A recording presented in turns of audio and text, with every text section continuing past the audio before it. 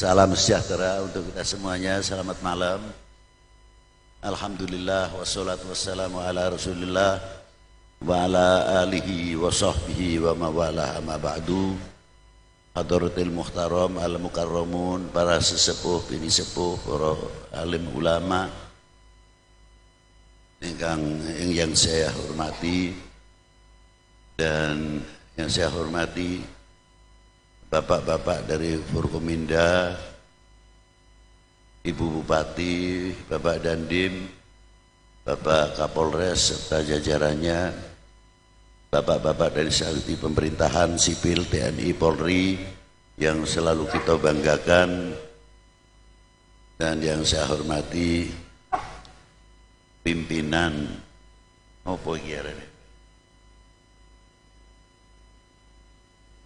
persaudaraan Setia Hati Trate. Saya tidak bisa menyebutkan satu persatu ya, bukan berarti mengurangi hormat saya, takdim kita kepada para beliau, khususnya yang saya banggakan Bapak Muhammad Taufik, yaitu tadi pimpinan panitia, dan segenap seluruh yang ada mengikuti dalam 250 di seluruh Indonesia. Semoga bisa mengikuti apa yang ada pada malam hari ini. Hadirin wal hadirat rahimakumullah. Mengapa sih saya kok tadi minta? Memang ini sudah kebiasaan saya di mana saja di dalam mengadakan peringatan maulud ataupun haulan dan lain sebagainya, selalu kita ingatkan untuk menyanyikan lagu kebangsaan. Apa rahasianya yang ada di dalam lagu kebangsaan tersebut? Karena lagu ini bukan sekadar lagu seremonial, tapi lagu ini mempunyai kandungan ikrar, dan ikrar itu harus dibuktikan untuk kehidupan kita sehari-hari. Dari mana letaknya kita mengatakan ikrar? Kita tadi bersama-sama menyatakan Indonesia tanah benar. Kalau betul, kemanapun kita hidup, di Timur Tengah, kita hidup di Eropa, kita hidup di mana saja, selaku bangsa Indonesia akan mengatakan, saya bangga menjadi bangsa Indonesia, saya bangga menjadi anak Indonesia. Karena apa? Karena melekat ikrar itu selalu mengiringi kita semuanya dengan pernyataan Indonesia tanah airku. Dengan pernyataan tersebut muncul dari per individu untuk menyatukan di antara satu sama yang lain, yang sehingga menjadi benteng-benteng yang kokoh untuk memperkuat ketahanan nasional. Yang namanya pertahanan atau ketahanan nasional itu bukan sekadar ataupun pertahanan pangan saja, tidak. Pertanian, pendidikan dan lain sebagainya itu bagian pertahanan nasional. Nah, untuk menjaga itu semuanya tanpa satu ukhuwah, tanpa satu persatuan yang kuat, persaudaraan yang kuat, sulit. Contoh yang gampang saja, cak keluarga bisa nih pecah masalah warisan ya sebab ora rukun. Reker-rekeran ya ora rukun, urusannya kadang ora sepiro, akhirnya kakak ngadi pecah, akhirnya kakak adik pecah. Maka dengan malam hari ini yang tadi persaudaraan itu sebagai perekat umat dan perekat bangsa yang harus kita dukung dan harus kita gaungkan ini. Kalau ini sudah mulai bobol, kita akan menjadi orang yang mudah dipecah belah di antara sesama kita. Karena apa? Karena melentur persaudaraan kita, al-ukhuwah. Yang namanya ukhuwah itu bisa mencegah bala. Tidak apa? Silaturrahim termasuk bagian daripada buah daripada ukhuwah. Di zaman Rasulullah ada orang yang umurnya tinggal setengah bulan lagi. Rasulullah mengetahui, seperti diberitahu. Tapi akhirnya orang tersebut diajak silaturrahim. Gandengaken, nepungaken persaudaraan. Silaturrahim sambil minta maaf dan lain sebagainya. Muter. Ternyata setengah bulan ditunggu, orang itu malah masih sehat walafiat,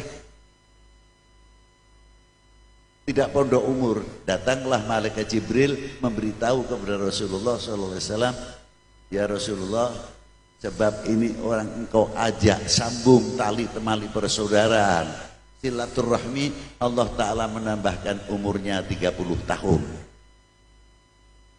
Itulah hebatnya kalau kita mau membangun di dalam tali persaudaraan. Maka dari itu kesempatan yang luar biasa pada malam hari ini, dengan kekuatan persaudaraan itu akan menjadi benteng-benteng NKRI yang luar biasa.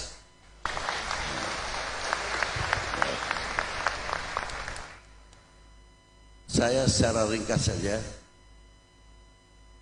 sekarang ini mulai melentur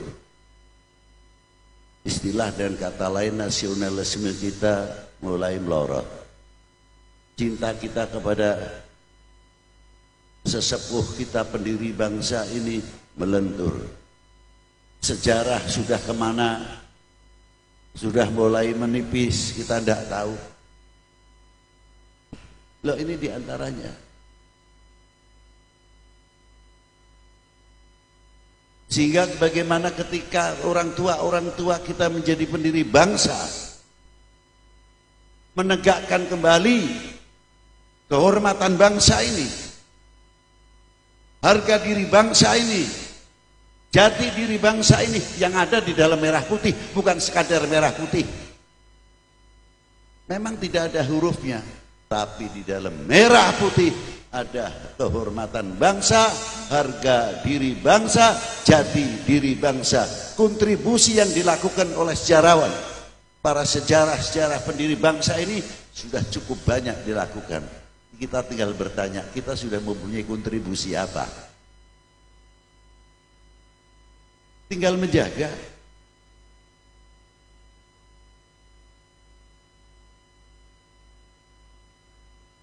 Maka dari itu, dengan adanya meningkatkan kecintaan yang luar biasa kepada bangsa dan tanah air ini menjadi tolok ukur.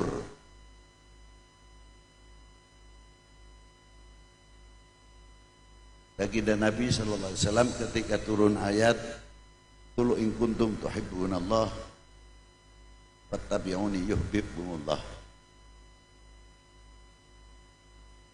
Lalu Rasulullah ditanya oleh sahabat, mata aku na mu'minan shadiqan ya Rasulullah. Jawab oleh baginda Nabi, selagi engkau mahabbah kepada Allah, sejauh mana dikategorikan orang yang beriman? Dijawab oleh baginda Nabi, selagi engkau mencintai kepada Allah. Selanjutnya ya Rasulullah, mencintai kepada utusan. Selanjutnya ya Rasulullah, mengikuti torekotnya dan sunnahnya. Mengapa bukan torekoh dan sunnahnya dahulu? Apa rahasianya mahabbah? Kalau orang mencintai, lebih-lebih ke suami, istri, keluarga, cinta kepada bangsa ini, Yang benar-benar cinta tidak akan menjual aibnya bangsa.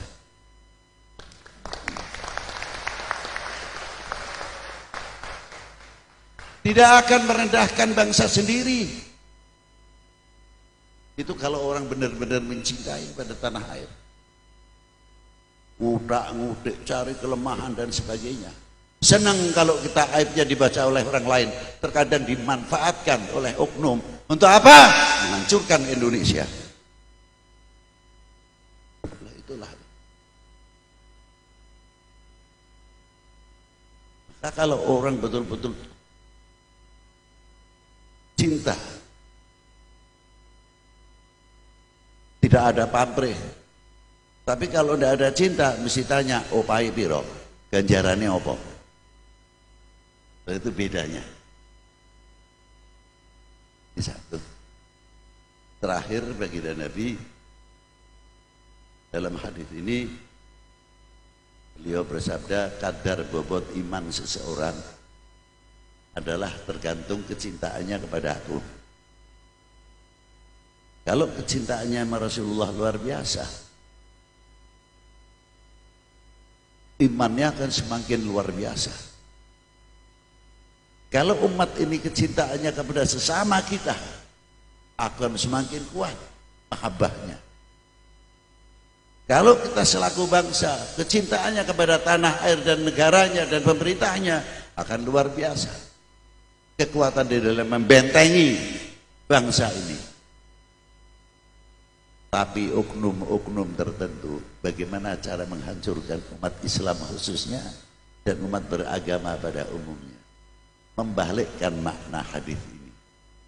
Unek ngono kalau begitu mau menghancurkan umat beragama, khususnya umat Islam dan bangsa ini, lenturkan dahulu kecintaannya kepada tokoh-tokohnya. Sebab kadar bobot iman seseorang adalah tergantung kecintaannya kepada nabinya.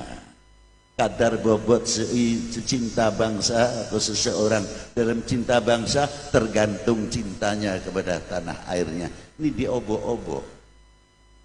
Kalau umat ini sudah mulai melentur kecintaannya kepada para tokohnya, kepada pemimpin bangsa ini, pimpin negara ini, mudah digoyahkan dengan hoax, dengan segala cara, ujungnya Indonesia mau dibagi berapa? Wahai bangsaku yang kubanggakan, relakah negerimu ini terpecah belah? Sekali lagi yang keras. Wahai bangsaku yang kubanggakan, relakah negerimu terpecah belah? Wassalamualaikum warahmatullahi wabarakatuh.